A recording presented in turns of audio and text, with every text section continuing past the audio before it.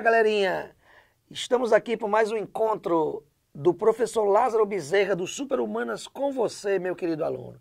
A aula de hoje, a temática de hoje, fontes de energia no Brasil e no mundo, um assunto super importante, muito cobrado nas provas de Enem e de qualquer vestibular por esse país afora, beleza? Então vamos aqui na telinha, olha só. Você tem aí um mapa do mundo, né? O mundo aceso, iluminado, mostrando os lugares onde mais se gasta energia.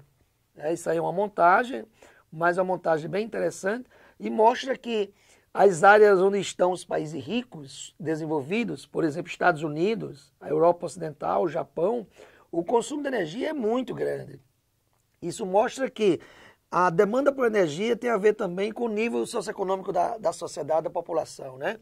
Quanto maior o poder aquisitivo daquela sociedade, maior o consumo de energia, o maior uso da indústria, o maior uso de eletrodomésticos, de eletroeletrônicos e assim por diante.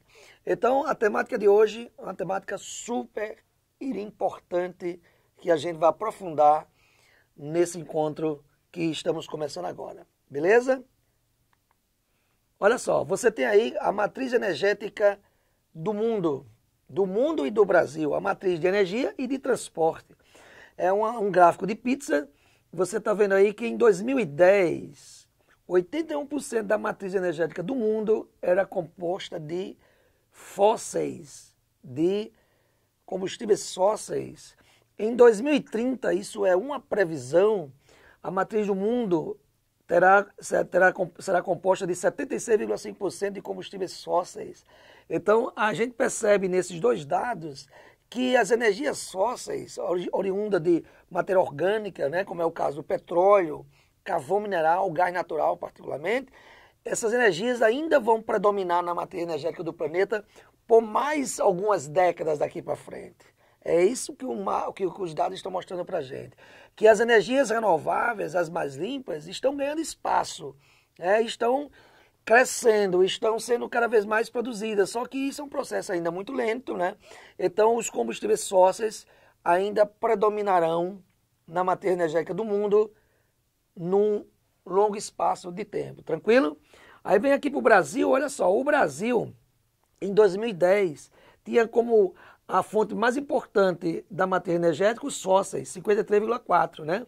Renováveis 45%, porque o Brasil tem a principal fonte de energia da nossa matriz para a produção de eletricidade é a hidroeletricidade, as hidrelétricas.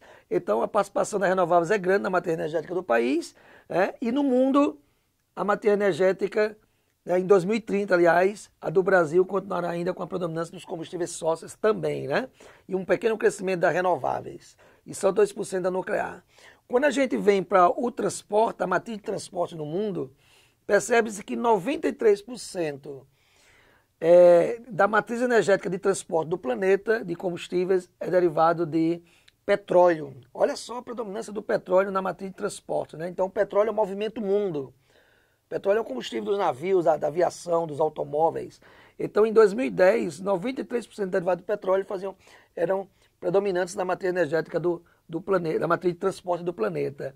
E para 2030, uma previsão, serão 88% derivado de petróleo na matriz de transporte. Ou seja, o petróleo, particularmente, vai continuar predominando como o principal combustível para mover o planeta do ponto de vista do transporte.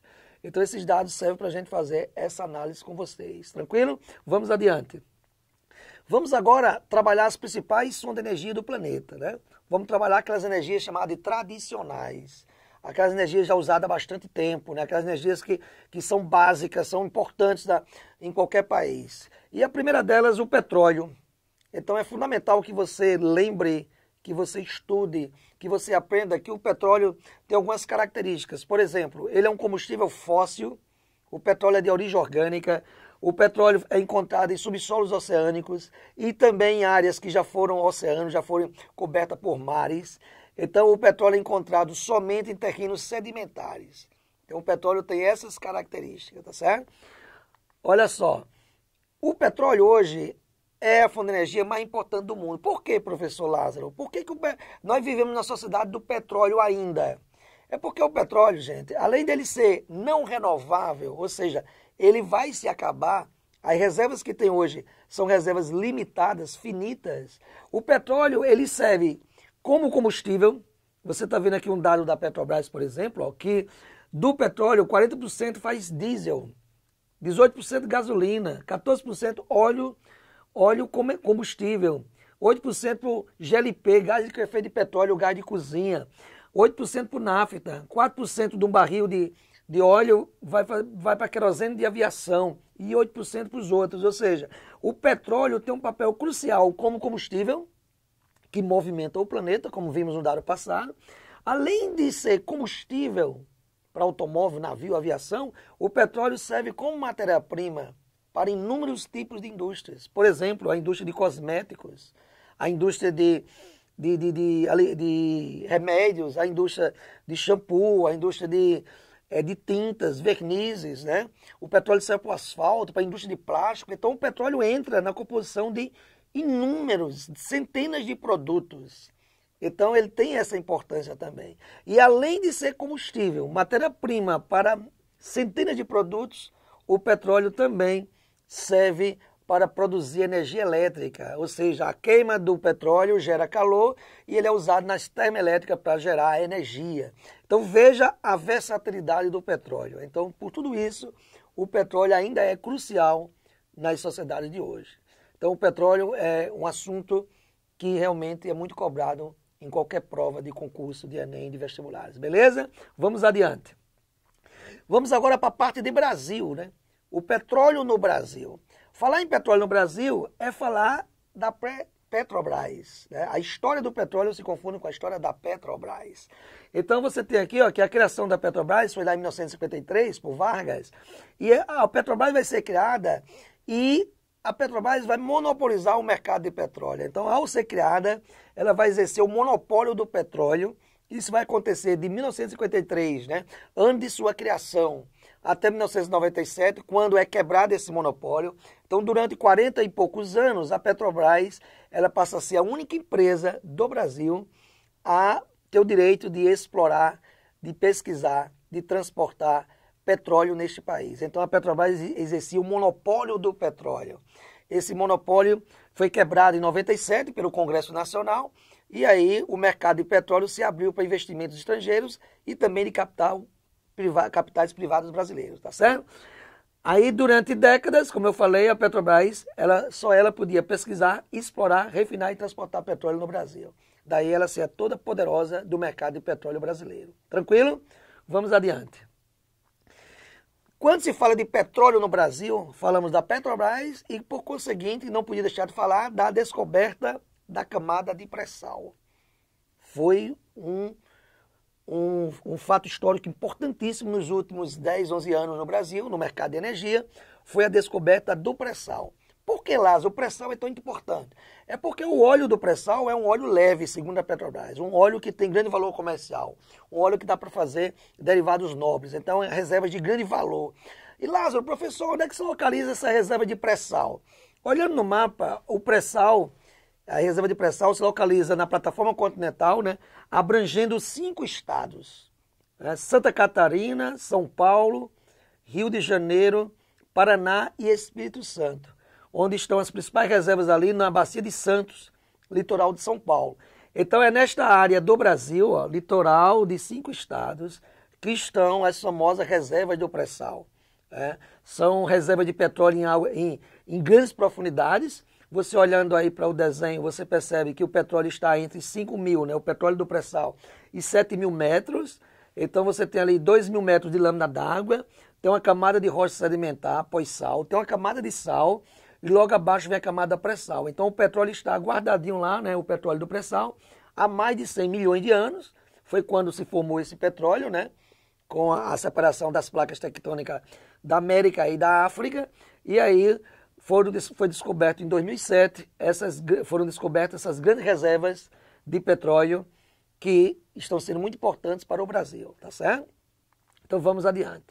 Voltando um pouquinho. Lembrando que a reserva do pré-sal, o projeto mando do governo Lula para o Congresso de 2010, é um projeto que tem um modelo de exploração chamado contrato de partilha. Então o governo, o Estado, a União partilha com as outras empresas de exploração do pré-sal. E só lembrando que a Petrobras, no projeto original de 2010, ela tinha exclusividade nos postos do pré-sal e ela tinha que participar obrigatoriamente com 30%, né, em qualquer exploração de posto do pré-sal.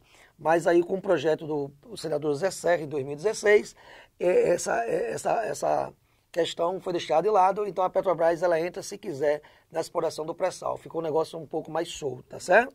Então o pré-sal está sendo explorado, o Brasil já produz aí 50% do petróleo do pré-sal, né? Quase 50%, então é bom você lembrar dessa questão, tá certo? O pré-sal já está dando grandes resultados ao Brasil, inclusive também a Petrobras e as empresas que também estão nessa empreitada de explorar o pré-sal. Tranquilo? Então, sobre o petróleo é basicamente isso, né? O petróleo é fonte muito importante, aparece muito nas provas, e é bom você estar atento para essa questão do petróleo, um importante combustível fóssil. Agora vamos para o carvão mineral, a segunda fonte mais importante do mundo, galera. As 3 fontes mais usadas no mundo são, hoje, petróleo, acabamos de ver, carvão mineral e gás natural. Todos combustíveis fósseis, são fontes não renováveis, são fontes que não se renovam em tempo hábil de ser usado pela humanidade. Então, essas fontes são limitadas, vão se acabar, tá certo? Então, dentre essas fontes, nós temos o carvão mineral, considerada a fonte mais suja de todas, uma fonte muito poluente, né? O carvão também é fóssil, combustível fóssil, originou-se do soterramento de florestas, imensas florestas, há 300 milhões de anos, na era mesozoica, paleozoica, né? Então, o carvão, ele é um combustível fóssil, é uma rocha sedimentar, ele é sólido, tá certo? É uma rocha sedimentar e de acordo com o poder de gerar calor, ele tem 4 estágios, ele é dividido em 4 tipos, está aqui na tela para vocês verem. Ó. A tufa é praticamente o início da formação do carvão, é o carvão com muito enxofre, muita impureza, tem um baixo poder calorífero, né, de gerar calor. Depois vem a lignita, que já tem um teor de carbono maior do que a tufa. A hulha é o carvão mais abundante do mundo, desses 3, né, dos 4. E o antracito, esse é o carvão mais puro, né, o carvão mais procurado no mercado, porque ele tem entre 94% e 96% de carbono em sua composição. Isso quer dizer que ele tem alto poder de gerar calor. Então ele é ótimo para ser usado numa siderúrgica, para aquecer um forno, numa termoelétrica, né? Então o carvão tem essa particularidade, tem esses 4 estágios de acordo com o poder de gerar calor dessa fonte de energia.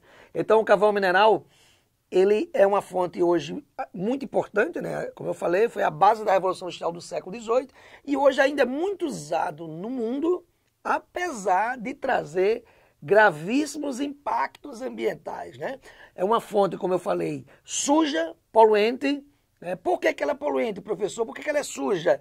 Porque quando você queima o carvão, libera gases como, por exemplo, dióxido de carbono e de enxofre, óxido de nitrogênio. Então esses gases vão se juntar lá em cima, né, na atmosfera, com o hidrogênio em forma de vapor d'água. O que vai acontecer? Vai haver reações químicas e aí a queima do carvão vai ajudar no agravamento do efeito estufa e vai ajudar na produção de chuvas ácidas. Então veja, o carvão mineral, a segunda fonte mais usada no mundo, principalmente na China e na Índia, é uma fonte que tem contribuído, né, o seu uso para, segundo aí os estudos, o agravamento do efeito estufa e a produção de um problema ambiental que nós estudamos em aulas anteriores, que é a chuva ácida.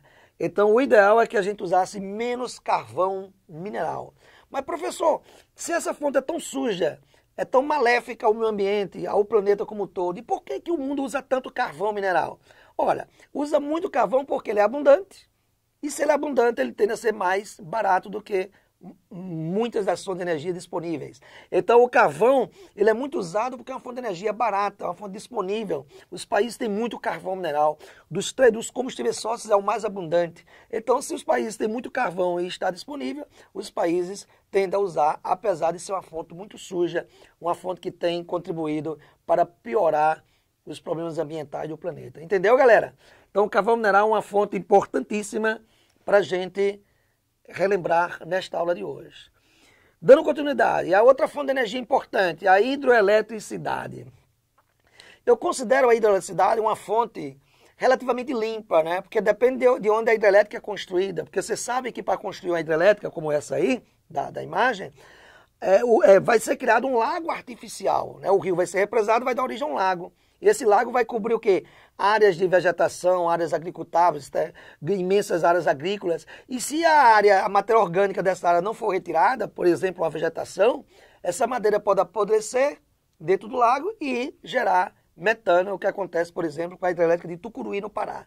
Então a hidroeletricidade é uma fonte de energia relativamente limpa, muito importante para o Brasil, né? Muito importante para o Brasil, para a Índia, para a China, Canadá, Estados Unidos. Mas, professor Lázaro, me diga uma coisa, qualquer país do mundo pode produzir energia a partir da água? Pode desenvolver a hidroeletricidade? Não. Existem algumas condições básicas para que um país produza a hidroeletricidade. Por exemplo, quais são as condições naturais para um país poder gerar energia a partir da força das águas? Nós temos, por exemplo, grande extensão territorial. Um país tem que ter um território grande, porque os lagos comumente ocupam bastante espaço, né? Hoje nem tanto, mas quando você soma as áreas do lago de várias hidrelétricas, você vai ocupar um espaço considerável do país. Então o ideal é que o país seja grande territorialmente, como é o caso do Brasil, né? Canadá, Estados Unidos, Rússia e assim por diante. Outra questão natural fundamental que o país tem que apresentar: relevo acidentado. Olha, se a gente tem relevo com declives, relevo com serras, chapadas, planaltos, teremos possivelmente rios planálticos, rios com queda d'água, com desnível da queda d'água, ou seja, a água corre com maior velocidade. Então esses rios planálticos são rios ideais para se instalar usinas hidrelétricas. Então o país tem que ter relevo acidentado, acompanhado de rios planálticos e caudalosos, ou seja, cheios de água, né? É a força da água que vai movimentar as turbinas, girar as turbinas para gerar energia, e a gente tem, logicamente, climas chuvosos. Então, olhando esses 4 fatores naturais, o Brasil é contemplado com todos os 4. Nós temos climas tropicais equatoriais, o Brasil é um país de climas úmidos, com exceção do semiárido nordestino, então o Brasil chove muito.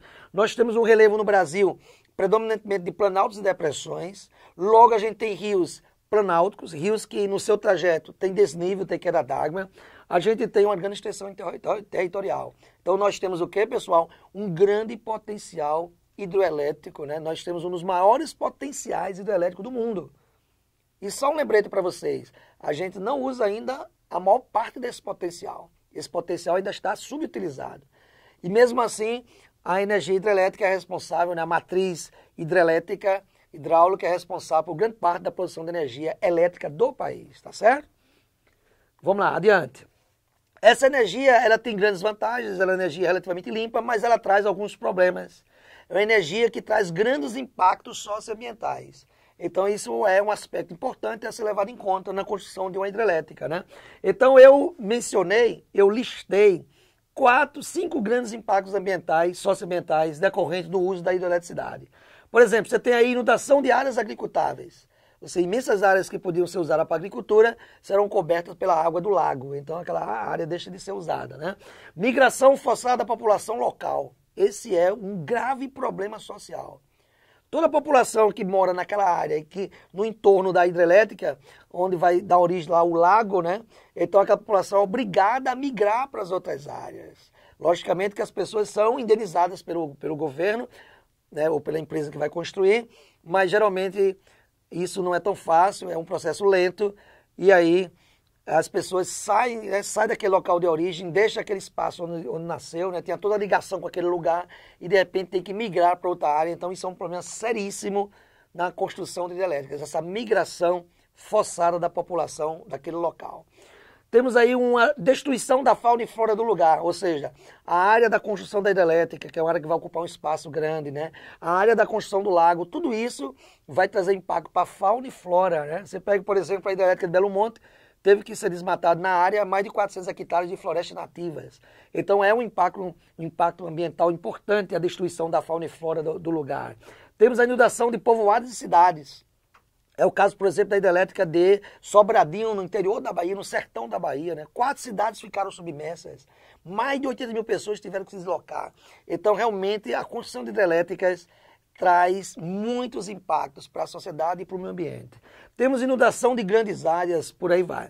Lembrando que hoje as hidrelétricas modernas, os lagos são menores. mas mesmo assim ainda toma uma área considerável daquele lugar, daquele espaço. Então você está vendo uma imagem aqui de Belo Monte, né? Dentro da Amazônia, lá no rio Xingu, no Pará. E você está vendo que o desmatamento e a inundação de reservas são alguns dos impactos negativos na construção de Belo Monte, no rio Xingu, no Pará, que é a nossa maior hidrelétrica, a maior hidrelétrica é Itaipu, né? Ela vai ser a segunda maior hidrelétrica, é uma das maiores do mundo, quando ela estiver totalmente em funcionamento. Então, essa hidrelétrica de Belo Monte, em outro momento a gente pode falar mais dela, mas realmente é uma hidrelétrica a ser estudada, a ser comentada numa aula de geografia. Tranquilo? Até aqui, beleza, né, pessoal? Então vamos lá. Olha lá no e-book, gente. No e-book tem tudo descrito para vocês, aprofundado, tem leituras complementares. Então é fundamental você no e-book da aula, tá?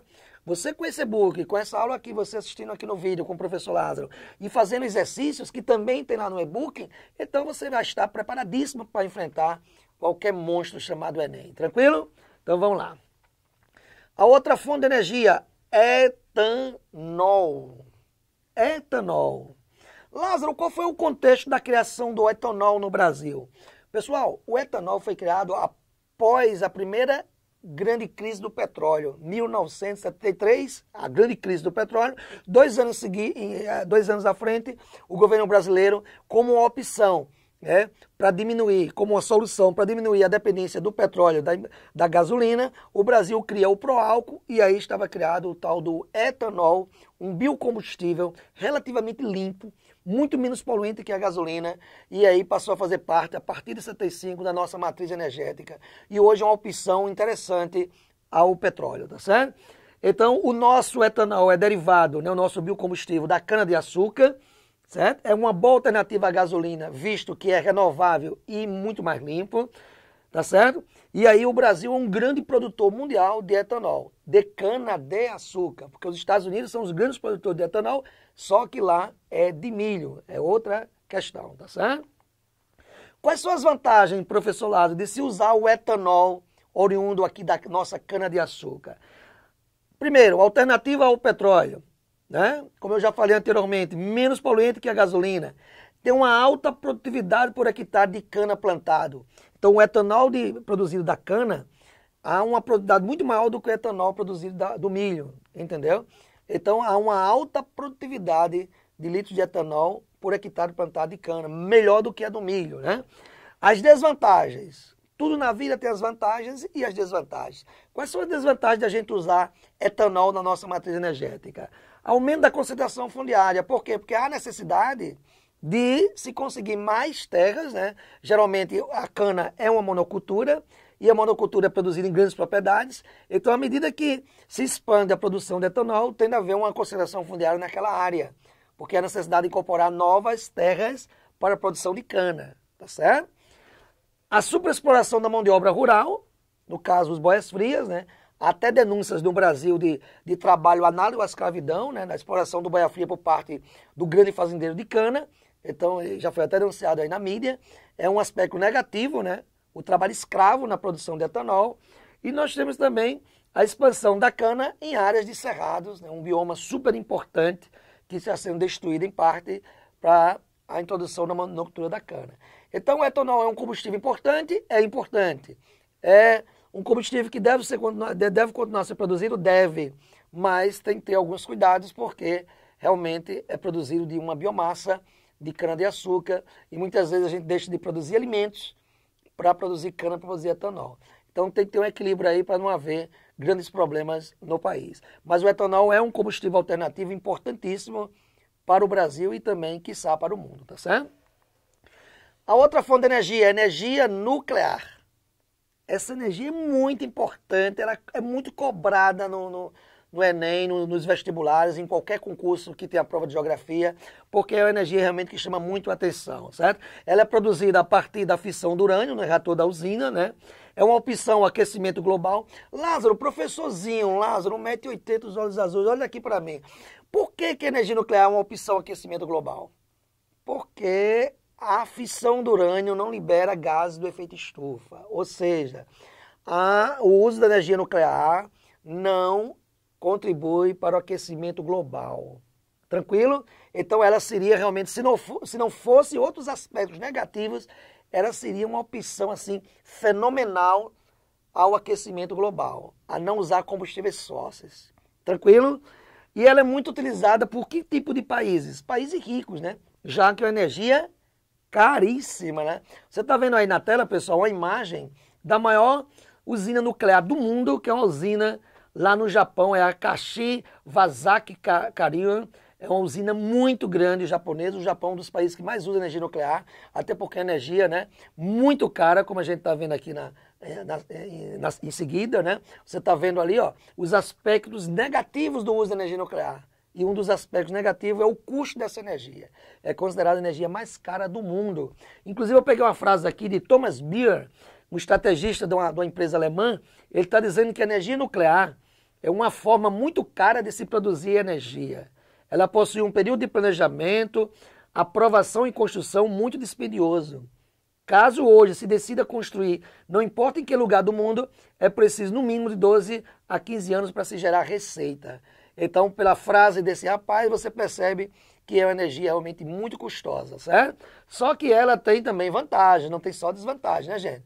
Ela é uma energia que com 1 quilo de urânio você produz uma quantidade de energia muito grande, certo? É uma energia que você pode produzir em áreas menores, entendeu? Em quase todas as áreas, basta que tenha água por perto, né? Para você aquecer a água. Mas ela tem um ponto negativo que ajuda muito a população a não gostar muito dessa energia. Que ponto negativo é esse? Risco de acidentes.